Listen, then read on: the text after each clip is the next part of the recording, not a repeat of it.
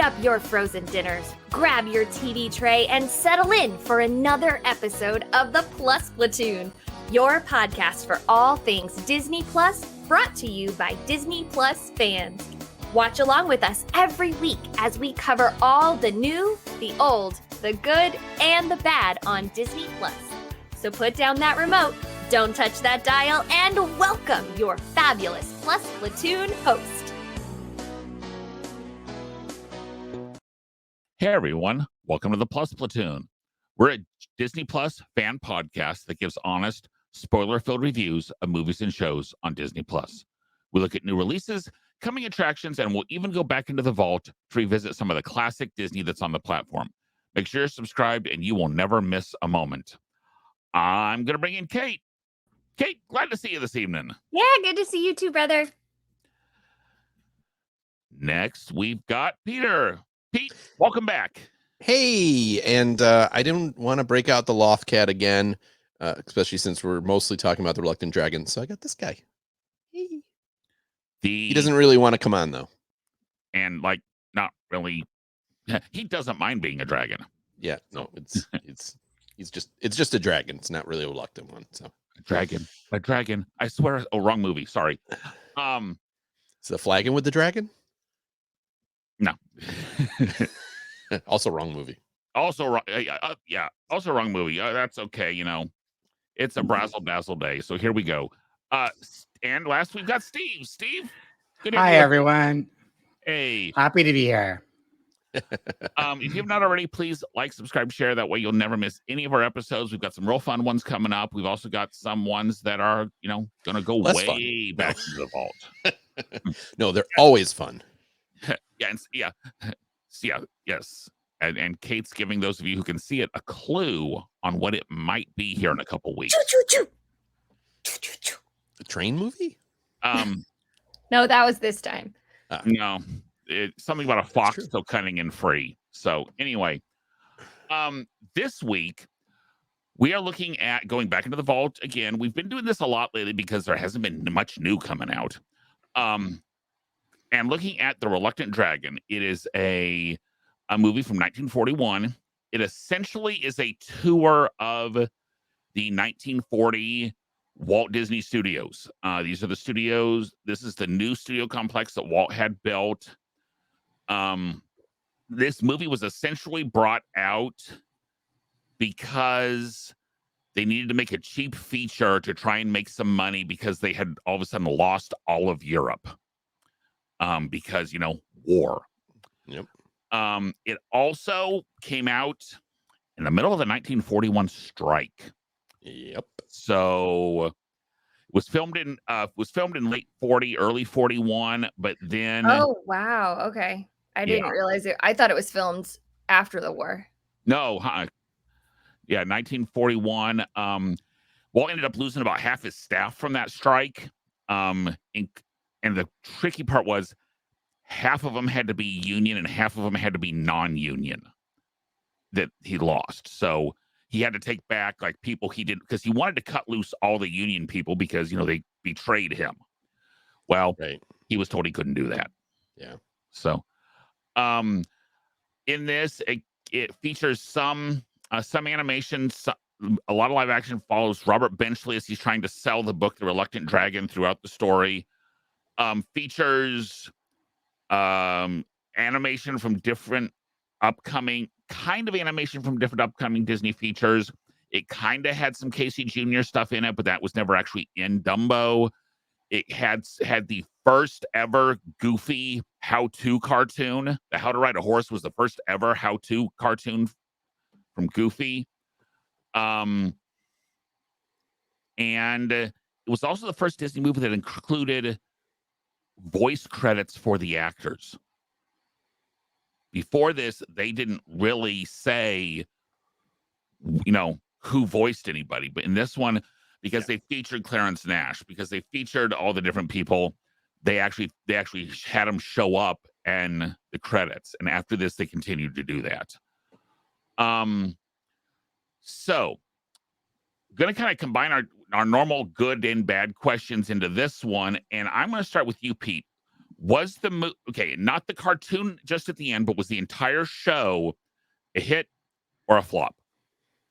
Oh, I personally think it was a hit. I really enjoyed the backstage scene. Now, I also have to say, like, I've toured the studios, and like it's the same. Like, okay, they don't do animation there anymore, but the Disney Studios is the same lot that at this time was, only like a year or two old. And so seeing some of the shots and everything like that, and having been there, it's really cool. But even so, I thought they did it in a way that was very informative, taught you about the different stages of film animation, kind of almost like a prelude to what the Disneyland show would eventually be, with talking about what they were developing for Disneyland and everything like Right. that. So this was really the first time they did that. Now Walt is like barely in this, but they do spend a lot of time in different things. I also kind of enjoyed the shift from black and white to color. That I'm sure other people would have mentioned that, but like they kind of did a little Wizard of Oz thing where it started out in black and white, maybe the first 20-25 minutes, and then 20 minutes, yeah, and then it shifted to color, and it kind of went along with the history that they were showing of how things were done. So this is the second time I've seen this, and I find all that stuff fascinating. So it's a hit for me. What about you, Steve? Actually, I'm more on the side of flop because I think overall the concept of the movie just sort of fell apart. Like I look at each individual part, and I like each individual part, but I'm looking at the movie as a whole. I would say it's a flop. So the sum of the parts was not greater than the entire thing. So I am really surprised at that, only because I know how big of a Donald Duck fan you are. Well, like again, I loved seeing Clarence Nash doing his thing, and I loved each individual part. But if I'm looking at the movie as a whole, that's where I'm saying I don't think the concept worked very well. Okay. Right. Each individual thing has its own merits, and I like there, but the movie as a whole, if I'm pulling the whole entire movie, did not like it. Derek. Interesting. As a whole, I think it's a hit. I think it is. I think if you are a fan of old Disney animation or the animation process in general, this is a must watch. I think it's an absolute must watch at least once to see how Disney back then went through the process. And in reality, guys, it hasn't changed much today. They still do the storyboards. I mean, for rides, for everything, they're all treated as shows.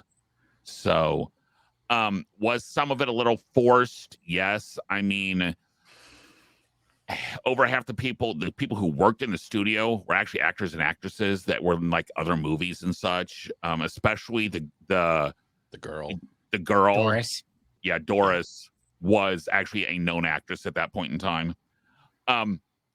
Were there also a few ethnically insensitive shots? Absolutely. We're not talking about the bad yet, Derek. No, this is both. Yes, it is. This is the good and the bad. Oh. Yeah, this is the good and the bad. So, the baby Weems segment definitely had a few, stereotypical caricatures that are not exactly appropriate today. Yes, sure. Which part? The baby Weems. Baby Weems segment. The storyboard cartoon. Storyboards. I see. Thank you. And there was a shot while they were drawing the elephant that wasn't exactly kosher, if you will. But as a whole, I think this works. Is the Reluctant Dragon cartoon itself good? No, it's not. But as you said, it was interesting to see a very young Walt Disney in this. We're so used to seeing him starting in 1955 on Disneyland, or 54, I guess. But this was 1940. This is a very young Disney. Interesting fact: the famous street sign of Dopey Avenue and Mickey Way, or whichever one it is, was actually made for this movie, and they just left it. Oh, cool. So, I mean, I said, is it constantly repeatable? No, not really to me, but is it something that everyone should see at least once? Absolutely. Kate, which way are you going to go? Yeah. So if it was just about the reluctant dragon, it's a complete flop. And I was gonna say it's a hit, like a really big hit, but Steve kind of swayed me a little bit because while there were parts that were really good, I loved watching how they did some of the voice or the sound effects. I'm looking down because I actually made a list so that I could remember. It was really cool as someone who did work for the Disney company for so long. I feel like if there is a video of Walt Disney, I've probably seen it at some point. And this was really cool to see this and be like, oh my God, Casey and I watched it together and I just kept going, he's so young. He's so young. He's so young. Yeah. And still like this is going to sound weird and maybe I'm the only one who noticed this, but when he sat down, he like pulled his leg up into the chair, but not like in like crisscross applesauce, like in this like weird, it was a very childlike moment to me. Yes, it was. It was very child, or like that teenage girls type, Yeah, it was very childlike. And I loved seeing that. But there were a few things that kind of made me kind of go. Now, I will say I thought this was made post World War II. And I don't know. I mean, we live in such a different world now. I don't know how fast pictures and everything were getting to the home front from what was going on in the war. But there was something that caught me off guard that I wasn't expecting. And maybe this is super weird, but the guy who was supposed to be like taking him to Walt, and he kept getting lost, had a Mickey patch right here. Mm-hmm. And it just reminded me so much of the patches that the Nazis wore. And I understand that is like super like, okay, that's not the same. Well, but go ahead, Derek. I was going to say, well, that actually was the uniform that the traffic boys used to wear.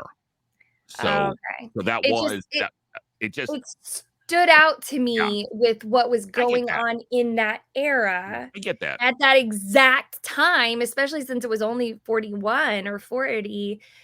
Like, I was like, did no one see a problem with this? But obviously, different time. I agree that the caricature was a bit problematic. However, I didn't see it.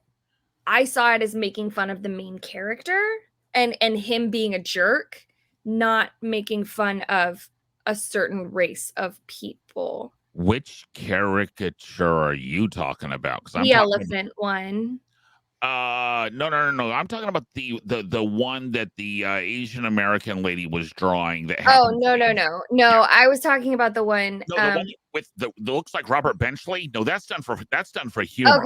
Okay. I thought the fact that the Asian American is drawing a quote coolie elephant with a little rice hat and the Chinese. Yeah, symbol. that wasn't great, and the way that they had that actress speak. Like the way that she delivered her line was very clearly not great. Stereotypical, yeah. Yeah, it was not great. And kind of the only other like not great was kind of how he talked to the girl, the actress who was like there were some lines a little bit of like, ooh, you're really cute. Yeah, that nowadays would be like nowadays might be not great, but it wasn't. At least he wasn't. At least he wasn't her boss. Well, and I was going to say, at least that is nothing compared to like some of the stuff from movies back then. Yeah. Oh, for sure. In fact, that was just, oh yeah, you're really cute. Oh, okay, fine. Yeah. Sure. Right. In fact, I was expecting it to be way worse because of the disclaimer at the beginning. Right. Yeah. I was expecting it to be. It have the outdated representations thing. But I think anything that has any kind of outdated will include that now on Disney Plus. Yeah. So, but overall, I thought it was quite interesting. I'm actually a little bit surprised that they have not made more, that they didn't make more things like this. Because it was a flop. I'm sorry? It was a flop. It only made like 200,000. It cost 600 to make. Domestic gains were 450, so it still lost about 100. Oh, lost money. Okay. But overall was like 900, so it actually did make was 900. money. So once it could get out of the United States, it ended up at least breaking even or a little bit more. But yeah, you're right, Steve. This was not a commercially successful film, mainly because people expected an animated feature. They had just had Snow White, and they had just had Bambi. No, they hadn't had Bambi yet. They had just had Pinocchio.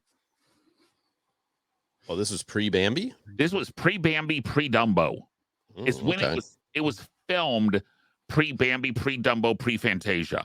That's why the Bambi little character that flopped around was in there. That's why the Casey Jr. scene was in there. That's why 3 of the big things that he sees when you see the little banquets were from Fantasia, because it was also used. That's why you saw a Captain Hook in there, is because Peter Pan was already in production.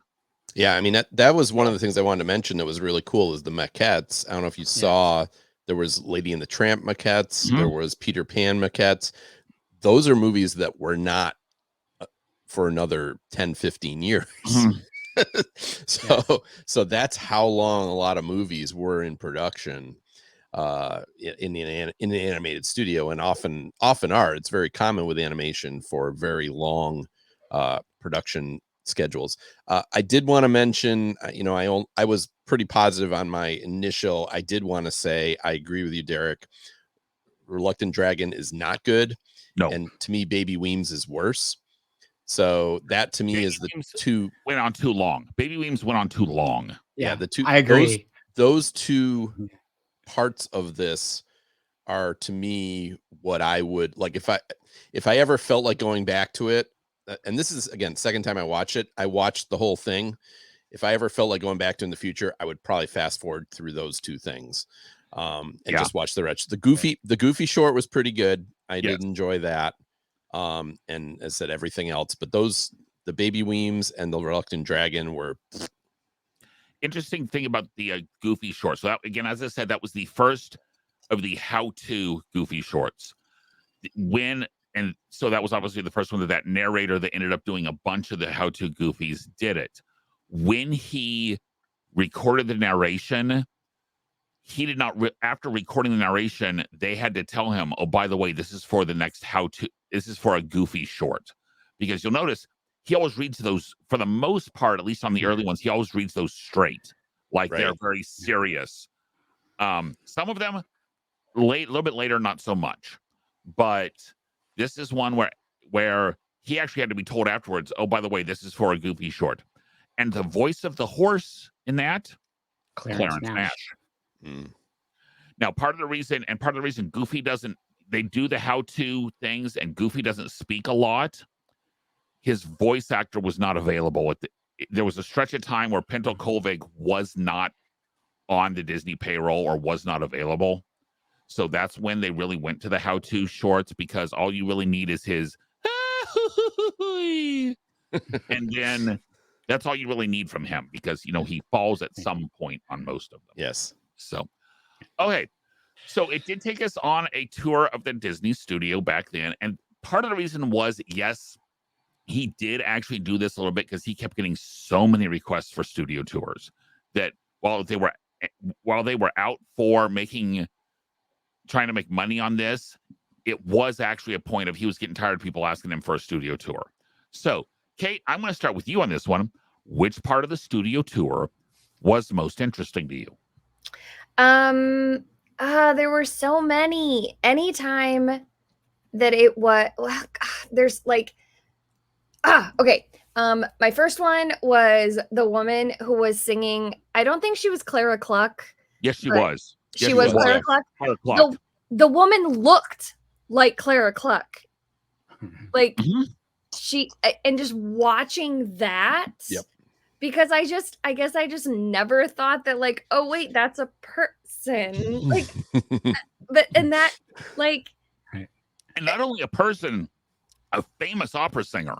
Like, it just that was so cool to watch. That was one of my top. Another one of my top was when I can't remember, was he drawing Pluto maybe? Yeah, and he was Yes. looking at himself in the mirror. And I looked at Casey and I said, even the animators' faces are animated. Like, it's so cool to watch, and just like they're animated. It gave me very Donald O'Connor Yes. vibes from Singing in the Rain. So those two definitely stuck out in my head. And then just the childlike nature of Walt was just Okay. and like how the guy kept handing Walt things, and just I think those three really stood out to me. I liked watching the train, seeing how they made the train sounds, and then watching the cartoon of it, knowing what was happening. So those were mine. I thought all of it was really cool, to be honest. Pete, what about you? I'm fascinated by the multiplane camera. I mean, they really only used that for a few years because it was pretty expensive to do those kind of shots. But I mean, that was created for Fantasia and Bambi, and really, Okay, I don't think what was the first thing it was used on? Flowers. No, the old red mill, the old mill. Old mill, yeah, the old mill short, yeah. And it's just so cool the way they can make it feel like you're moving forward through the screen with those kind of shots, and how just seeing how, like, this huge apparatus. And I mean, they didn't, I wish they had shown more how it worked than they did. I mean, they just kind of looked through it, but that to me, that multiplane camera is like the coolest thing. So that's mine. What about you, Steve?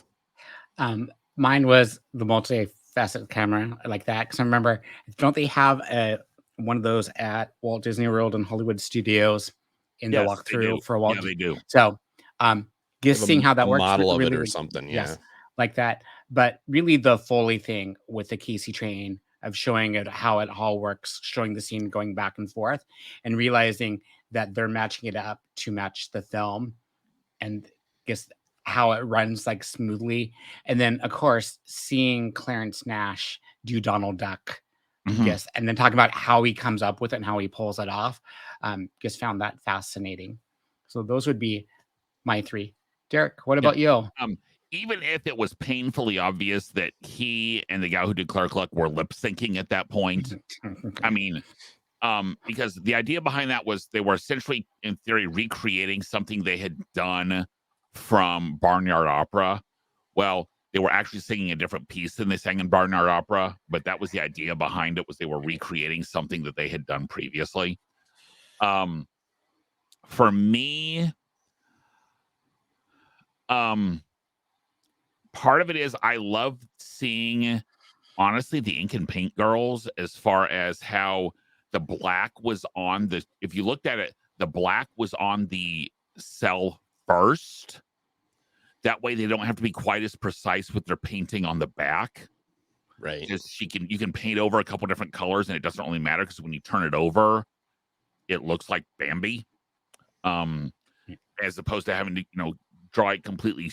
It's faster that way if you do all the black first and then just paint over what's not black. And then honestly, I love the storyboard session. Because that, again, it shows how they go, start going all the way through. Now, in reality, in theory, they showed Baby Weems as like one big storyboard. What they actually showed would have been like 6 storyboards. Right. But that's how they did movies back then, and even their cartoons, anything like that, it was, you storyboarded everything, and they still do. So yeah. Well, what's interesting is from Walt really developed that storyboarding concept, or the Disney Animation Studios. I don't want to solely give Walt credit. It's done everywhere now in all movies, and that really went to, like, Hitchcock did it. It took took it from animation, and then Spielberg, and then now pretty much just about any movie that has any kind of special effects has shot for shot storyboards that they storyboard it first, then they pre-visit, which basically means they pre-animate it before they shoot it, so they know exactly what they're going to shoot. I mean, exceptions in, like, period pieces and things without a lot of lot of effects, but like everybody storyboards now. So yeah. Okay. So as we usually do, we have some kind of an extension question. The extension question is, where would you like to go behind the scenes today? What would you like to see a behind the scenes feature or featurette of today? Steve, I'm going to start with you. Oh, so I took this question differently because I've been thinking about this all day. It would be the Imagineering of when they're building a ride, because I went to a convention and we got to see how they did Runaway Railroad, how they had additionally tested some screens that flip. So like the trees are screens and then they flip. So that's how they're able to change the screen so quickly. Of just the process of when they have a mock-up and they're testing things and how they came to do that. Or definitely like the model shop, because I know originally they build models that are the full ride and walking through. So that's where I would be fascinated by. Just from like the Imagineering story, all the creative process of how they get there for an attraction. So that's what I would be fascinated with. Okay.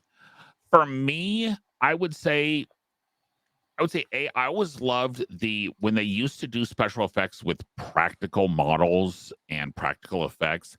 They used to have a couple TV shows that would go behind the scenes. Like, I specifically remember the ones of how they did the speed bus jump, and a couple of those that to me were absolutely fascinating. Now the fact that they don't really use models as much anymore, it's and I think that's to the detriment. Because honestly, if you go back and look at the Star Wars prequels, what we all thought was amazing CGI back then is really bad right now. It looks so cartoony. It looks, especially like the stormtroopers look terrible now. And although today, I don't care how many people it was, they would have people in costumes, because they've come to realize that doesn't work as well. For me today, I would like to go behind some of the practical makeup effects. Just because I think that's an area that hasn't been explored as much. Now, granted, you can't do a whole lot with someone just sitting in a chair and do time-lapse videos of them getting in their makeup. But things that have like some of the little motors and gizmos that moves parts of the head, like headdresses around and that kind of stuff, I think would be really interesting to see. That I haven't seen a lot of stuff out there on that. That would be sort of like the Werewolf in London scene that was all done, I think, if I'm correct, with practical effects. Yeah. Sort of like that fascination, how they pulled it off. Yeah. Yeah. So, Kate, how about you? What would you like to see how it's done? Yeah. I would love to go and be in the room when they're doing the voiceover work for an animated movie, specifically like Josh Gad doing Olaf, or I wish I could have been in the room when Robin Williams recorded. Have you seen some of those clips? I have, but I would like to see it live. Like, I'd like to see them have to like repeat things and see how they match it up. I would have loved to have been in the room when Robin Williams recorded the genie.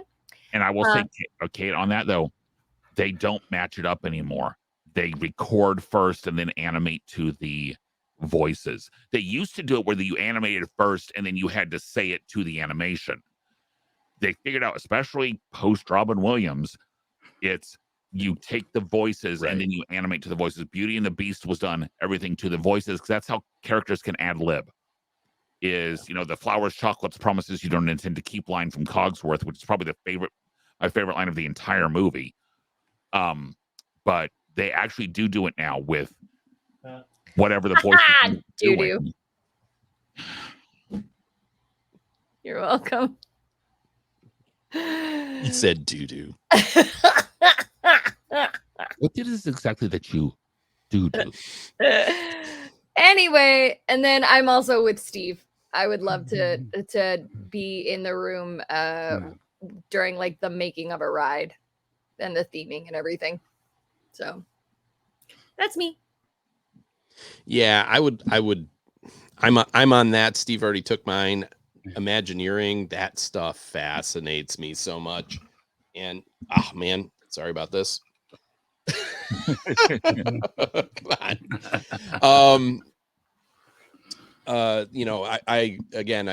did a backstage magic, so we did get to go to Imagineering, and that was one of the best days of my life, seeing some of the stuff they showed us. But to see your like wife and daughter will love to hear that was one of the best. Not today. They're ahead, but like top 5. It's fair enough. The day I got married, the day my daughter was born, the day we went to Imagineering. The day I got engaged. That'd be number 4. Don't listen to this, Yolanda. But no, I mean, we got to see a lot of backstage stuff, but I would love to like really see something where they really got into a single ride construction. Like they always show things just kind of like, here's what we did, like the Imagineering story, like everything's very high level.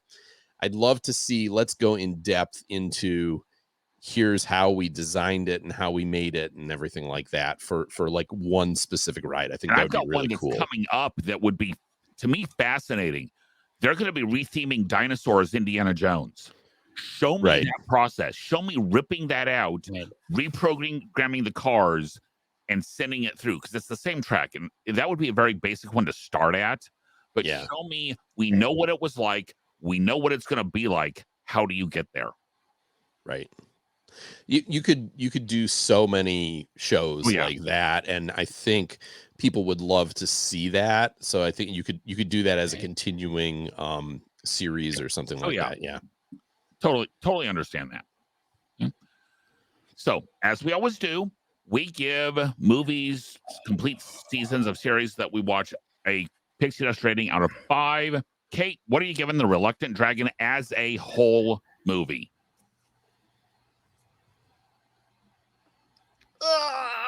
I'll give it a.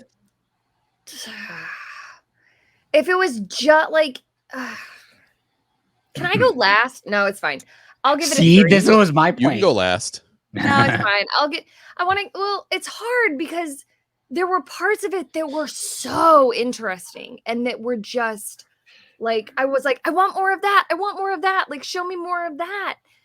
But then there were parts that were problematic and just like, I didn't care during the actual anime, except for the part where Donald was like, I pick up my foot, I put my foot down. Like, made me laugh out loud. And the part with the train. But the part with the train was interesting because they had just showed me like how they make the sound and how. So because of that, I'll give it a 3. Yeah, I'm actually with you, Kate. I'm going to give it a 3 overall. The Reluctant Dragon short itself would be a 2, but the overall presentation of the show, I will give a 3. And I'm going with 2.5 because from my earlier comment, I feel like there's parts that bring the overall film, bring it down. There's some amazing parts like the sound effects, the goofy seeing Donald Duck, but overall 2.5 for me. Okay. For me, I'm gonna say, to me, it's got to be a 3, only because it doesn't have the rewatchability. To be perfectly honest, for me, that's the problem. Yeah, that's the problem. It's a 3 with a caveat that this needs to be on everyone's must-watch list once. I'll give you that. So it's a 3 with an asterisk that I wanted to give it like a 3.5 or a 4, but I cannot rewatch this. Like, I last saw it 20 years ago, and if I don't see it for another 20 years, I'm fine. Yeah, I probably saw it about 5 years ago, and it was okay. But yeah, I would agree. It's not something I would revisit. No, and I remembered all of it. So it's one of those where to me it's a 3. I can't go any higher just because it's not rewatchable at all. Yeah. Okay, this week we are also discussing Ahsoka episode 4, and we're going to bring on our producer Gina. Gina, how are you doing this evening? Good. Thanks for having me. Excited to talk about my favorite thing, the Star Wars universe. Oh, Gina, you need to get out more.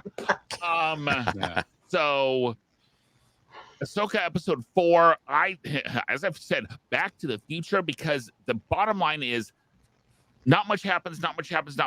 They send the hyperspace circle, takes off, and that whole scene was terrible, by the way. Basically, it reminded me so much of Top Gun. Oh my God, they flew through the hypercircle's jet wash, so they all died. But at the end, she goes back into the world between worlds. That is, we don't know where it is, and more importantly, you don't know when it is because time doesn't mean anything there. And at the very end, we see Hayden Christensen, in theory, de-aged. If that was de-aged, they really need to work on their technology because he looked old. He looked really old in that one, which is interesting because he doesn't get to look old in reality. Right. So, Gina, thoughts on episode 4? Oh, yes. So, I enjoyed this episode thoroughly. Let me tell you why this episode was amazing. Again, Dave Filoni loves us and wants us to be happy. So he throws back things all the time.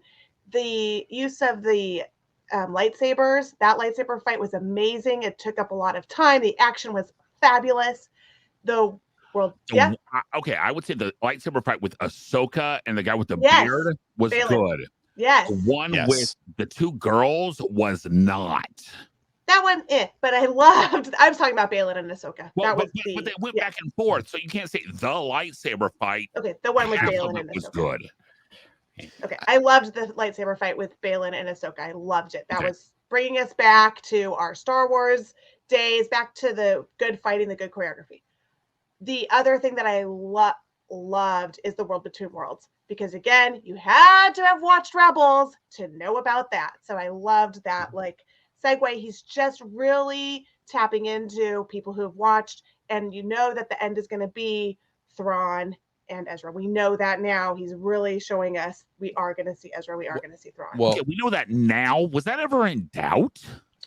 But what I like is I was worried it was going to be like, okay, episode 8, hey, here's Thrawn.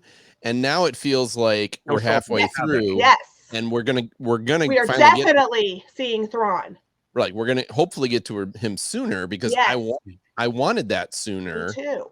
Because then the story after that is what's most interesting. Because that's exactly what I was trying to say is we know now for sure we are seeing at least Thrawn. Ezra might be dead. They might kill him in the next thing. I don't know. But I know. I would be very surprised if Ezra is dead. Yeah. No, that's my that's the throw it all away. Ezra's dead. You're dead. But I see. We are for sure going to see Thrawn, and we are for sure going to start the heir to the Empire. So I'm super excited about that. Anyway, those are my thoughts on this. Okay, Kate, your turn. No, PowerPoint. This was a good. It was one of the better episodes of this. I still struggle with brooding Ahsoka. Especially, here's where it was hard for me because I did watch some Clone Wars before Casey and I were like, this is awful, and we quit. And he calls her Snips, right? And this was where it was hard for me because I was like, well, maybe I'm just being too hard. And then when she woke up at the end and he was like, hey, Snips, and she said, was it Master? Is that what she said? Right. Yeah. And it didn't sound right. Like the way she said it didn't sound right. And Steve, I had too much alcohol. Did I miss something here? it didn't sound right because I know what it sounds like From from Ashley. Clone Wars and from Yeah. Rebels, and so I think this might have to be a show that I need to go back and rewatch again from the beginning. I feel like I might actually enjoy this show if I just freaking understood it. If I just understood who everybody was and didn't get them all confused. And No, that's why I keep saying this is such a love letter to us. That's who it's for. And that's also a negative because I know a lot of people are like, what the heck is going on? Who cares? Who cares? And I'm sure that that's what people feel about, like, if they were to watch Casey, what's the Marvel, Marvel, but with Luke Cage and Jessica Jones and the Defenders. Like that's such a deep cut, but like we loved it. Mm-hmm. But I mean, that's so deep in the Marvel weeds that even if you're just a Marvel movie watcher, you're gonna be like, I don't understand. But once it's just So anyway, what do you? Go ahead. There's a lot of this is definitely deep in the weave in the weeds because I agree with what Gina said about I liked all three of the fights. You had the fight with the Inquisitor. Oh, and I like that one too. She kills the Inquisitor, and he's basically like a Dathomir ghost or whatever. And like you only know that if you've watched Rebels and Clone Wars. Like, why is this guy like turning to dust? And so you have to know that she's a Dathomir witch, and she is he's basically a zombie. Basically, that guy that died is a zombie. But again, without having that lore, you don't know that. You're like, what the hell's going on? I actually even liked the Sabine. I can't remember the girl's name. Blonde girls. Yeah, I don't know her name. Fight. Even though I agree it wasn't great, but part of it is that Sabine is not very good. So it's her trying to be more defensive, and as I said, the Ahsoka Baylan fight, great. Like she starts out strong, but he just basically overpowers her with strength, and it's two very different fighting techniques. That his is just able to overpower her. The whole world between worlds thing, I'm not sure how I feel about that, because for her just to like appear there, I gotta see what happens exactly. But it's how did she get there? We don't know. Right. How did she get there? Right. Because apparently she fell into a portal. But we don't know. Well, we don't know. But that's we've only seen the world between worlds once, and we did. As a group, we watched that one episode of Rebels. That's the only time that's ever appeared. I'm so glad Filoni has said that like time, it's not time travel. It's the ability to access memories and things like that in realms. Yeah. So love it. we'll see what happens in the next episode. But I loved this episode. Sorry, guys. Me too. I loved 3 and 4. I loved. The first 2 episodes were a little slow. I am all in on this. Steve, what about you? I enjoyed it. I'm so glad I watched Rebels, because been helping the husband, like especially when they went into the other world. He went, "What's going on?" Yeah, and I could quickly explain.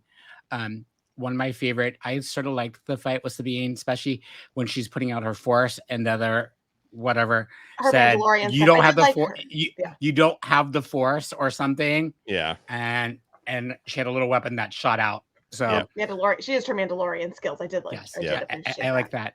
Appreciate that. My thing at the very end was, where's Ezra? Because if you remember the prior episode, Ezra found Ahsoka. So I'm thinking, where's Ezra coming? Where's Ezra? But instead we got Anakin. So, but I'm enjoying it.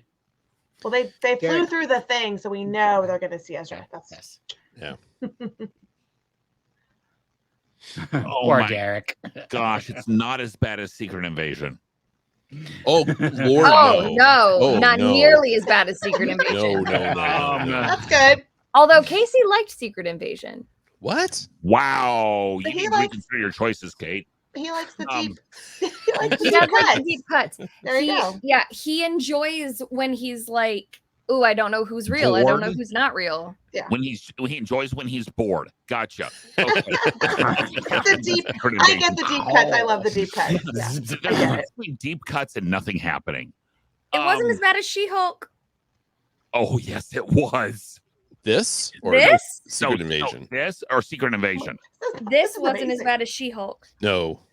No, it was is not fine. as bad as She-Hulk. I'm tired, guys. I'm tired of having to know everyone's super in-depth backstory to enjoy a TV That's show. fair, and that's fair. I'm That's fair. so tired of that. I'm tired of having to have watched 20 different things to understand a TV show. One Derek, character. can you imagine if the Harry Potter universe gosh. was also part of Disney Plus, and we had Okay, to add? no. Time out. There's only 9 of those stinking things, or No, but 10, or whatever. 8. Yeah. Not Well, anymore. Cursed Child. Then you've got Fantastic Beasts. you've got That's a why lot you of got stuff. Fantastic Beasts now. 11. So yeah. But there's Cursed still, Child. There's 30 Marvel movies now. I love Gina's just Yeah. naming them. Like Cursed Child. What do we have? Other stuff? Child, part You have, 1 you and have part the video 2. game. We got other stuff. Oh Oh, we got the video game. Gosh, guys, honestly, that's part of the reason we've been going back into the vault so much is because it keeps me sane. I'm having to watch all these different things that you have to know every little detail. I'm sorry, Star Wars people are as bad as Trekkies, and Marvel okay with that. people are Husband getting agrees. up there I'm we're okay good. with that. I'm okay with where that. you have to know every single stinking it's becoming to the point of almost you can't start to be a fan of these series. Okay. So I just want to say, Derek, I will agree with you. The best a Star Wars series can do is to give you something that is accessible without having to know 20 other Right. things. I agree. Mandalorian seasons the 1 first- and 2. I think the first season of Mandalorian did that. I think Andor did that pretty well. You maybe need to know a little Yes, bit. Yeah. I think Andor did that pretty well. Nothing And I think else the has done that well. the original movies, and even Did the that. sequel trilogies did that. Not the sequels. No, not the sequel The trilogy. prequels. The prequels. Well, the prequels were just terrible. Yeah, But the- those were just bad. But the prequels, you didn't know anything either. Right. Well, No, I agree. but But the so sequels, I it's would- like I you would- didn't have to. You're talking me in the sequels. I didn't have to know who Luke and Han and Leia were and Chewie were ahead of time. yeah. Okay. But my point Prequels. being, I totally get this show is more for fans of the show. Of the Like cartoons. like Did not Gina know and I. Rebels. You of the are so cartoons. completely lost in this Right. show. They did. I mean, we talked about it when it first came out. I said, I hope they find a way to bring in the Joe Schmo Star And Wars they have fans. not. They have not. They have not. I Okay. totally agree. Totally agree.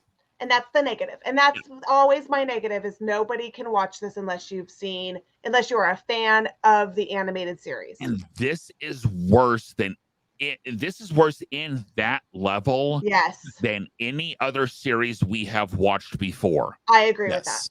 I agree with that. including Marvel. There's some Marvel I agree. series that you don't have to know what has happened. There's some Just- pretty Right. bad Marvel stuff. No, but in yeah. terms of knowing, of the knowledge you need to know, this is the worst of things you have Yes. to have background Oh. on. I agree 100%. Yes, if I have not seen at least 10 Rebels episodes, because that's what we watched, at least if there were at least 10 Rebels episodes, if you have not watched at least those 10, you've tuned out after episode 2. You have. Yeah. You've tuned out already. You don't care. Unless you have someone who's watched them. So Nick has Or- Steve telling him, hey, Yeah. Unless you want to Yeah. watch them Now- or now you're is- on a podcast that requires you to watch them. right. Is Nick enjoying it? He's enjoying him. He's like the casual Star Wars fan. There's a couple things I have to sort of mention and explain. Like I had to Mhm. quickly tell who the characters are and what's happening, sort of give some of the backstory. So that's helped a little bit, but I'm sort of like between, like I'm below you. Like I don't know Right. all the details, but I know enough that I can pick up on what's going on. So Well, the fact you watched through Rebels, That helps that a lot. is oh, really that's what helpful. that's really what Yes. you need. I mean, there's some stuff in Clone Wars, but if Just you've the watched Dathomirian. Rebels, you Yeah. got You it. can pick it up. Because honestly, the whole Ahsoka Sabine relationship, Rebels. this is all new to this. Yeah. Right? I mean, them talking about the having training, done yeah. stuff before, we didn't haven't know. seen that. No. Yes. And it's So- gotten better for me. Like I think Kate mentioned of where the character voice, the actress wasn't matching up, but now we've gone through enough. Like, okay, I've got used to how you're portraying it. I could buy into it. So that's gotten better for me. I feel still, is it Rosario Dawson who does Ahsoka? Is that right? Yeah. Doesn't quite have the feel that I felt when I saw her appear in Rebels. So That's true. I agree with that too. Yeah. Yeah. But and then I did read something. People that didn't follow the Rebels series were like, "Who's this kid hanging out with Hera?" That was hilarious. Well, right. I mean, it's Yeah. like, how would you know who that is? Right. Right. Right. So that was just So. who's this kid? Who's with Hera? Who cares about this kid hanging out with Hera? I've finally been playing the video game Fallen Order, which is a Star Wars video game. It's actually 4 or 5 years old, and I've had it for ages, but I never played through it. And like, there's stuff in there that's like so deep dive, and it's just, I don't know. As a fan, it's interesting seeing those things. As a not a fan, yeah, I can get why this We get series it. is not We get it. popular. Sorry. I get it. I give it a 5, but No, I get you're it. not sorry. You're not sorry at all. Sorry, not sorry. I still give it a 5. You guys can stop watching, and just Gene and I will talk about it every week. I'm They'll good be with never that. negative. They'll be Stop negative. People watching. be sorry if you didn't watch about if you didn't watch Rebels. Sorry. Okay. Disney Plus news. Okay. What we got for Disney Plus news? Because we got to move on from this, because this is a wormhole that. Oh, sorry. There's no wormholes aren't Star Wars. This is a war. This is a world between worlds. Sorry. Well, just so you know, we have so much Disney Plus news. So, Goodness. first up, Elemental is being released on Disney Plus September 13th, and we will be reviewing it next week on this show. So that'll be exciting. After that, The Haunted Mansion will be released on Disney Plus on October 4th. This will be our Halloween show, so join us for the fun. Yeah. It's gonna be good. I'm holding out hope. Has Next anyone up. on here seen Haunted Mansion yet? Not yet. Steve I did. did. Steve, is it above or below a 2.5 for you right now?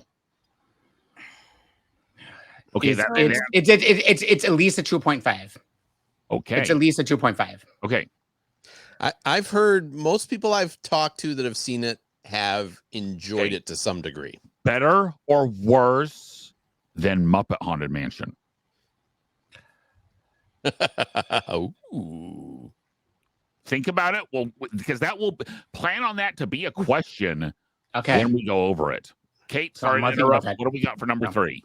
Number 3. This one's a doozy, y'all. Disney Plus will air a Toy Story themed NFL game on October 1st. It will take the live NFL game that is happening, convert it into toy players in Andy's room. The plays, announcements, and all action will be converted using various technologies and will only be on about a 30-second delay from live. Woody, Buzz, and others will make appearances in the background, and Duke Kaboom will make a halftime show jump.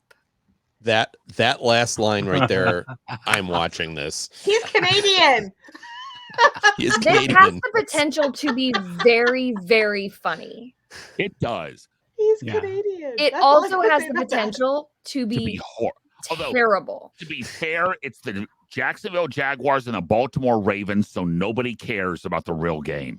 The And it's like Ravens are 9:30 okay. It's like 9:30 Eastern on a Sunday, so in the morning.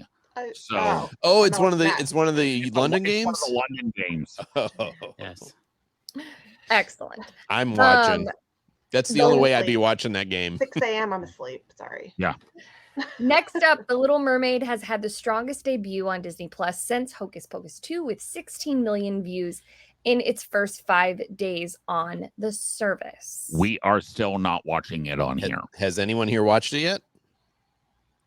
No. Okay. I skipped it on the ship. Does anyone really want to watch it at all? I want to watch it. I would like to watch it. Honestly, I do want to see it. Okay. You two watch it. If Then let you us know. think you two can give it at least a 3. I would say 2.5. No. I'm going to say it has to be at least a 3 Okay. in order for us to watch any remake. I'm not saying I want us to do it. I am not You a can watch fan it. of the remake, so I am perfectly fine with us skipping it. I'm just if gonna watch around. if I have it access to it for free, I will watch it. Okay. I am not a fan of the remakes at all. I am a fan of the representation. Yeah, I get that too. So I may watch it just to support the representation. Yeah, I'm a fan of the cast, But actually. representation doesn't make it a better movie. No, it doesn't. No, it absolutely, but So, okay, lastly, the next set of Launchpad shorts are coming, the next set of Launchpad shorts is coming on September 29th to Disney Plus. These stories are from individuals of underrepresented backgrounds. They're really good. I'm excited about this. I liked the first They're really good. group of shorts. Not me thinking that Launchpad, that it was going to be about Launchpad McQuack. Wouldn't that be amazing? Wouldn't that be amazing? They did a 3rd season of Launchpad, and it's all. It's all That is DuckTales. 100% Yeah, no, what so I thought. they this do it was, like what- they do it like Star Wars Visions, and they have all these different animation studios do stories about Launchpad That'd McQuack. be awesome. Yeah. I'd love that. I'd watch that. Yes. Y'all, real talk, did not know that was not about Launchpad McQuack until I got to the sentence about underrepresentation. So that's where we're at. And that's it for the Disney Duck Plus. minorities. Okay, so next week, as you heard, Elemental. It's Disney's biggest. It's the newest Pixar, but it's Disney's biggest hit so far this year. Yeah. In reality, I love it it. is. Yeah. I love it. So partially because it was in theaters for so long. Yeah. But that's what People we're are watching happy. next week. We'll also watch Ahsoka episode 5. Guys, we've got a lot of stuff kind of planned out, but if you got stuff we really, really need to watch, please email us at plusplatoon@gmail.com, or there's a show we got coming up that you want to be in on talking about us. You are convinced that we have got to watch the new Little Mermaid series, or you have convinced that we have got to watch some special that's somewhere on the service. Let me know and we'll throw it in the service so you can try and convince us why we're all wrong, because I haven't been told I was super wrong in a while. In fact, I think tonight was the first time that Steve. Nope, because apparently you weren't paying attention last week. I know it's been 2 weeks in a row that I'm lower than Derek in my ratings. Yeah. What did we watch last week? Apple Apple Dumpling Gang. have that. Oh. 3 of us gave it was the same rating as this week. 3 of us gave it a 3. Steve gave it a 2.5. You not hold up. rebel. Not holding up for Steve. Things are not holding up for Steve. Yeah. We're just going to call you Ahsoka because you're a rebel. Now, if we still look at our overall average ratings, I'm like a half a point behind everybody. That tracks. But guys, we have new episodes coming out every Thursdays on YouTube and all major podcasting services. For Kate, Gina, Steve, and Pete, we will see everyone next week. Bye, guys. Bye.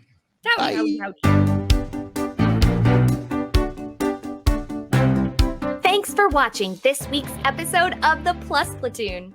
Be sure to subscribe to the Plus Platoon podcast to keep getting great content each week. Then head over to Apple Podcast and leave those 5-star reviews as they help make the Plus Platoon visible to even more Disney Plus fans.